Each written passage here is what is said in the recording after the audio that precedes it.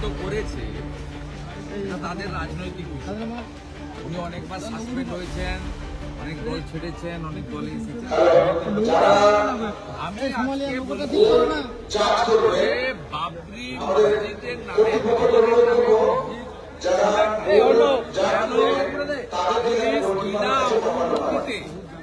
সেখানে একটি 5 কাঠা কারণ এখনো মুর্শিদাবাদ জেলায় কেন্দ্রীয় বাহিনী মোতায়েন 1 বছর হয়ে গেছে। আমাদের মসজিদ নিয়ে কোনো আপত্তি নেই, 1000টা বানা ধর্ম পালন করুন, কিন্তু বাবরের নাম নিয়ে আমাদের আপত্তি আছে। তো আজকে প্রমাণ হয়ে গেল মমতা ব্যানার্জি কত বড় দূষণবাজ, কত বড় হিন্দু বিরোধী, কত বড় ভারতীয় সংস্কৃতির বিরোধী।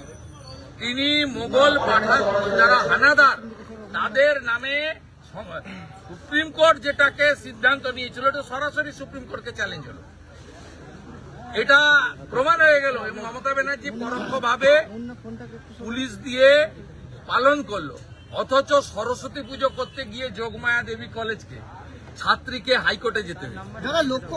আমাদের একটা পুজো অনুমোদন দেয় না পুলিশ। আমাকে ভবানীপুরে দোল পূর্ণিমার আগের দিন দোলকা দাহন দেওয়া হবে, যেটা আমাদের গ্রামে এই পোড়ানো হয়, নেড়া পোড়া বলে ফুলের আগে।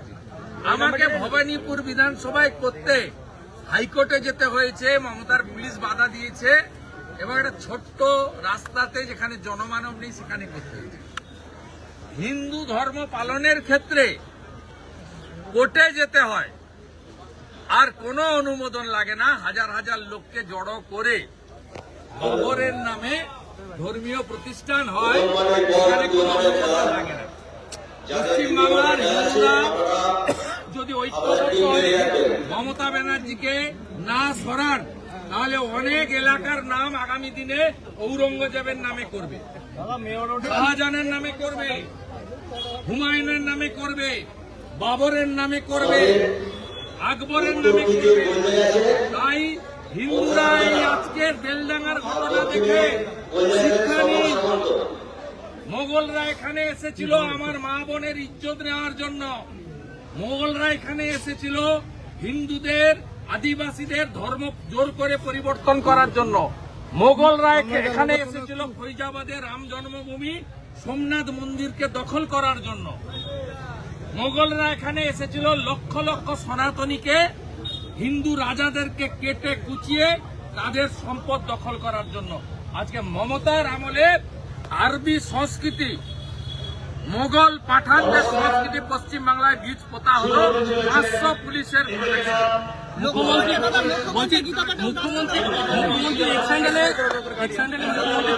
তিনি বলছেন যে যারা সাম্প্রদায়িকতা নিয়ে ধ্বংসের খেলায় মেতে এক চোখ বন্ধ কেন?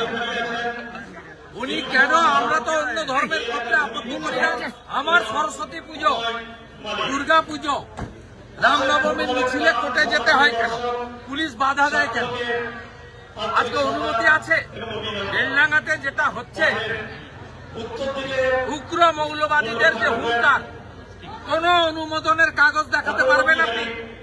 মাইকের পারমিশন আছে, ল্যান্ডের এনওসি আছে, এত বড় জমায়েত পুলিশের অনুমতি আছে, উনার এক চোখ বন্ধ কেন? উনি মৌলবাদী মুসলিমদের কাছে, ভারতীয় মুসলিম দেশপ্রেমিক মুসলিমদের আমি বলছি না, মুসলিমদের কাছে আজকে আত্মসমর্পণ করলেন পশ্চিমবঙ্গ সরকার। হুমায়ুনের কথায় কোথায় লক্ষ্যকণ্ঠে গীতা পাঠ, সেখানেও মমতা বন্দ্যোপাধ্যায় যাবেন কেন? যিনি বলেন হিন্দু ধর্ম গন্ধা ধর্ম, যিনি বলেন মহাকুম্ভ নয় মৃত্যু কুম্ভ, যিনি 22শে জানুয়ারি 2024 রাম মন্দিরে তিনি গীতা পাঠে যাবেন কেন? তিনি পিতৃপক্ষে দুর্গা পূজা উদ্বোধন করেন হিজাব মাথায় দিয়ে, তিনি যাবেন? তাই এগুলো দেখুন, এখনো কিছু পশ্চিমবাংলার হিন্দু সনাতনী তারা এখনো কিছু লোভের ভয়ে পদ বাঁচানোর জন্য তৃণমূল করেন। তারা দেখুন সিপিএম এর তো ঘোষিত অবস্থান, তারা তো নিজেদেরকে নাস্তিক বলে, ধর্ম মানে তৃণমূলের যারা হিন্দু পরিচয় দেন, তারা তাদের সরকার, তাদের মুখ্যমন্ত্রীর আচরণটা দেখে। দাদা মেয়রডে তৃণমূল আজকে সংহতি দিবস পালন করছে, কিন্তু মমতা অভিষেক কেউ উপস্থিত থাকবে না। মেয়রডে তৃণমূলের যে সংহতি দিবস পালন হচ্ছে, মমতা অভিষেক কেউ থাকবে না। কে থাকলো না থাকলো জানার দরকার নেই। আজকে বিতর্কিত ধাঁচা আজকে সমাজসেবকরা উড়িয়ে দিয়েছিল।